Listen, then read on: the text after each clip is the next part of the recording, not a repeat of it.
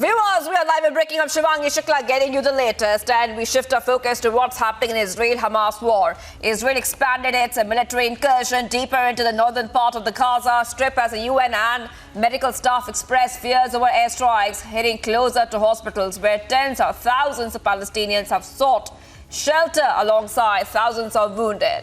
Fighter jets attacked a short time ago the infrastructure of the terrorist organization Hezbollah in the territory of Lebanon. Among the infrastructures that were attacked, weapons, positions and sites used by the organization were destroyed. A warehouse belonging to the Palestinian Red Crescent was also hit by strikes in Gaza, causing substantial damage to the building. Viewers, the top updates coming in right now on Republic TV, and as we keep getting our viewers more updates, let's tell you what's really happened. What we see is that Israel has expanded its military incursion deeper into the northern part of the Gaza Strip, and the UN and medical staff are expressing fears over airstrikes hitting closer to hospitals. Viewers, now remember, at the same time, we are seeing multiple details come in. Prime Minister Netanyahu has said that Israel will not agree to the cessation of hostilities with Hamas in the Gaza Strip, and at a media briefing, Netanyahu said that a ceasefire would amount to surrendering to the Hamas. Viewers, top updates coming in right now. Netanyahu saying that call for a ceasefire are calls for Israel to surrender to Hamas, to surrender to terrorism, and this will not happen. Viewers, let's go straight to Gursimran, who is joining us live.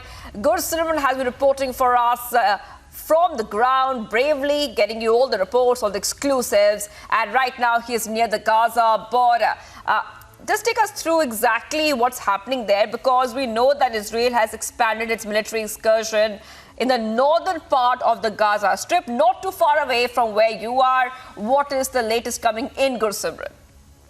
Shivangi, we're reporting right now from hardly it is 800 meters from the Gaza border where the operation is on, and as you can hear in the background, the loud bangs of the Merkavas and the heavy artillery that is being used. And as we speak, I will try to show you that these are the fighter jets. These the lines in the sky that you are witnessing.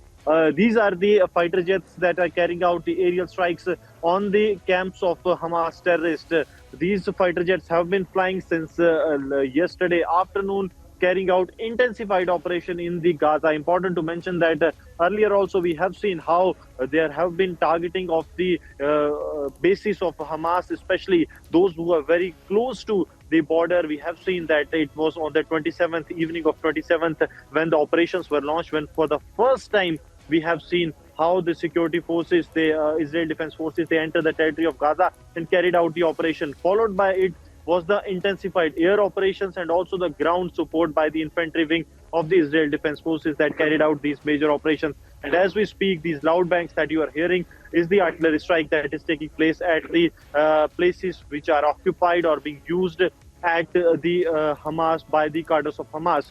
Yesterday, we were able to show some of the houses that were used by the Hamas as their operational bases that have now been totally decimated by the Israel Defense Forces. And as we speak, the intensified operations continue. In the operation that has been carried out so far by the Israel Defense Forces, there has been one casualty, fatal casualty to the IDF, and one injury. Day before yesterday, there were 2 injuries. One of that come to the injuries and 1 injuries to the IDF side. More than 100 terrorists of Hamas, including 4 top commanders, those who have been holding their battalions, they have been killed by the Israel Defense Forces.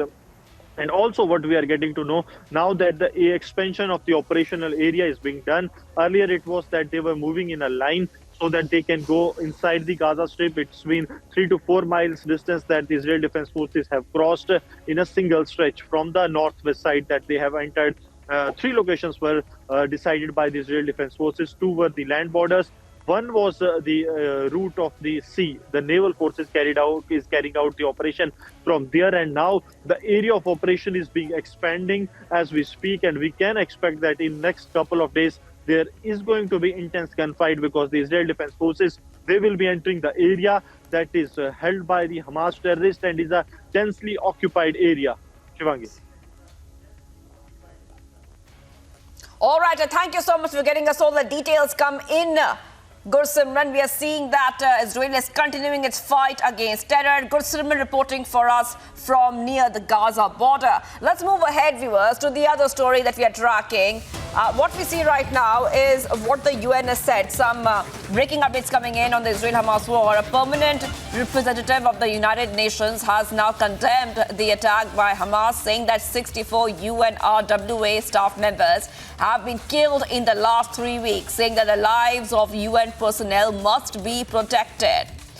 Now, more than 1,400 people in Israel have been killed, most of them civilians, slain in the initial Hamas rampage that started the fighting on October 7. In addition, 240 hostages were taken from Israel into Gaza by the Hamas. According to reports, the Palestinian death toll in the Israel-Hamas war has reached around 8,306 viewers. So top updates coming in here in Public TV, where a permanent representative of the UN has condemned the attack by Hamas, saying that 64 UNRWA staff members have been killed in the last 3 weeks, saying that the lives of UN personnel must be protected. Let's go ahead and play out the reactions coming